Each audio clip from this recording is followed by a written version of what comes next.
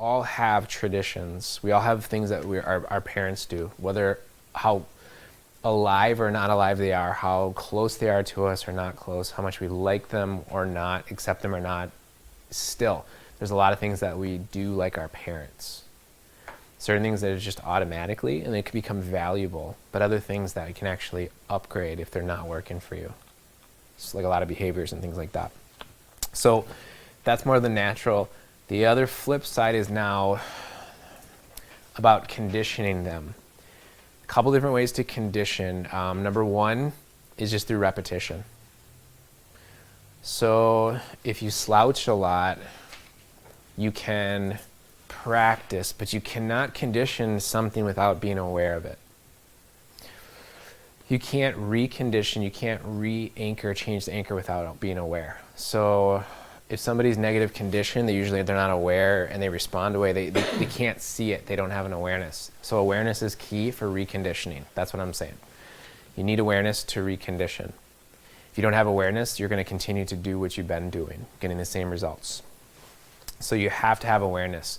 But once you have awareness, then you can repeat it. The more intelligence, the more you can dissect or identify how you're doing what you're doing or how you're doing what you don't want to be doing. And success leaves clues. And people can be successful at poverty, people can be successful at wealth, people can be successful at ruining relationships, people can be successful at lifting people up. So in psychology or in NLP, it's really about the study of success. Whether a person wants that success or not, that's something different. But success leaves clues, and there's always a strategy and a how and a why to what people do. Always. Whether they're aware of it or not. There's always a mechanics behind it. The body has 206 bones. It has all these different endocrine systems, circulatory, digestive, all these different systems, and it's physical. But psychologically, there's also anatomy of the mind. It's just non-physical. No one in the history of ever has ever seen a human mind. I don't know if they ever will, because it doesn't exist in the physical world. Either do thoughts, either do emotions. You cannot open a cadaver and see it. They're non-physical. It's a different world.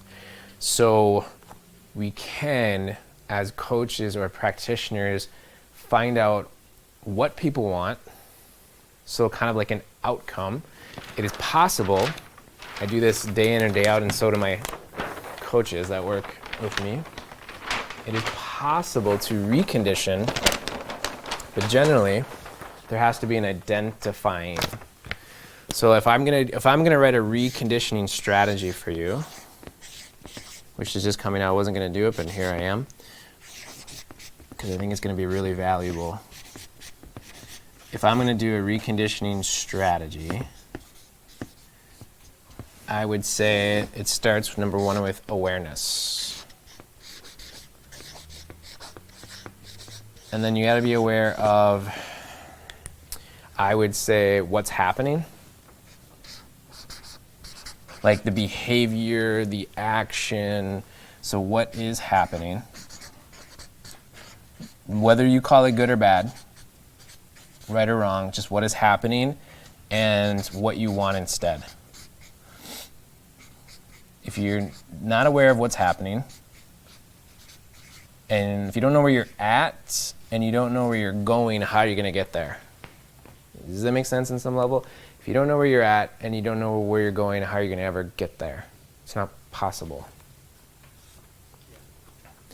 Try to drive your car in no direction. It makes no sense.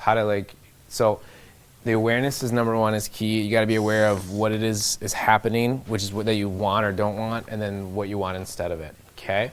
The second one thing is, let's say the strategy.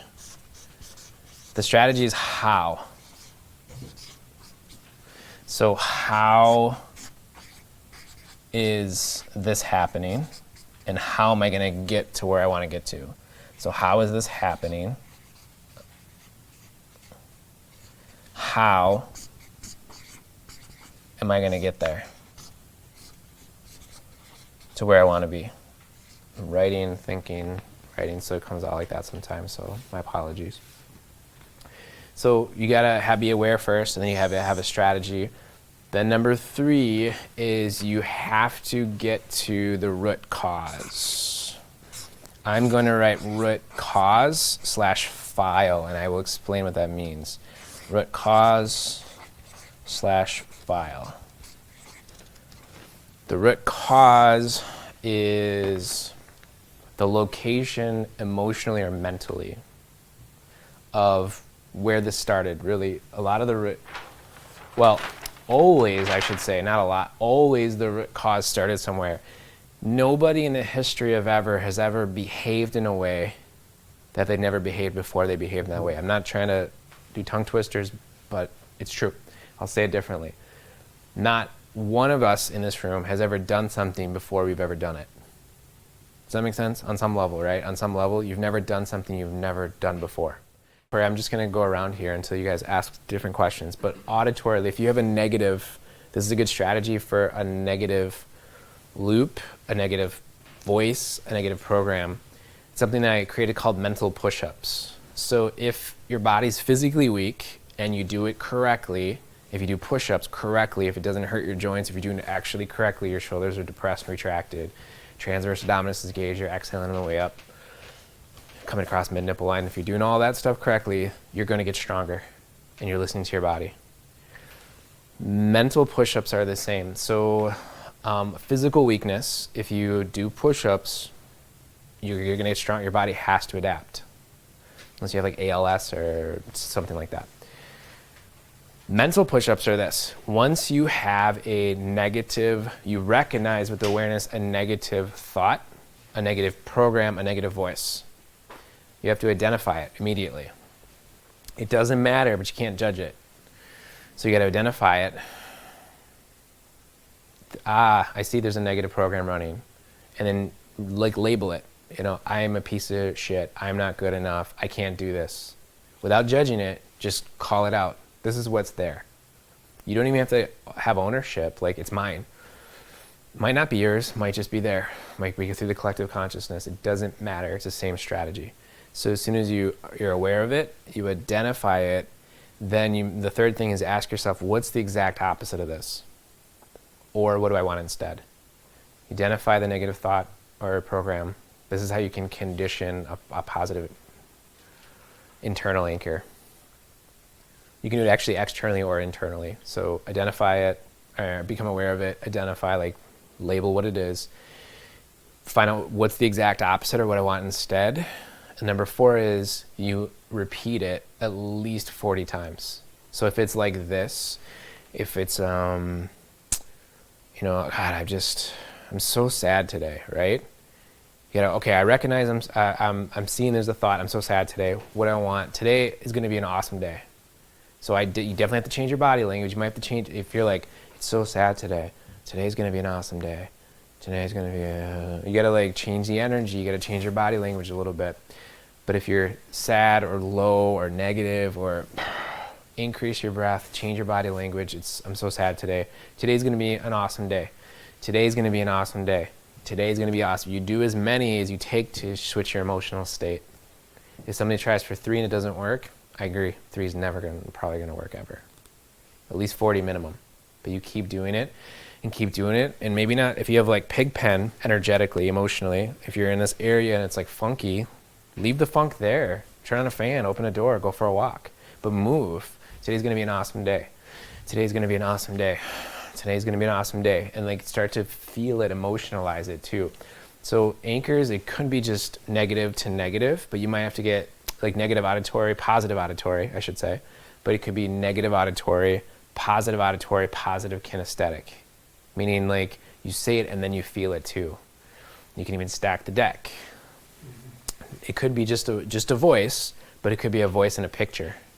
A synesthesia, a voice in a negative voice, a negative picture. Right? Then you can stack that deck. That's one way to do it. More technically, for those who are trained in NLP, you can do a map across. You can do a swish pattern. You can do a ho'oponopono. You can do a timeline therapy. You can do a 6-step reframe. You can do a submodality shift. You can just see what is the mental picture, where is it located in space and time. It's not physically, but it's mentally. It's here. You can leave the person, the situation, remove yourself put yourself into the beach, but if it was black and white, turn it to color. If it's color, turn it to black and white. Or just move the location of the beach. The scene's there, but you're no longer in the scene. All of a sudden, miraculously, mysteriously, coincidentally, immediately, you're not feeling that response anymore. There's a trigger to every trigger. There's a linchpin. What is it called? Linchpin? Is that what holds things together, right? There's a linchpin to every trigger. There's a linchpin to every success.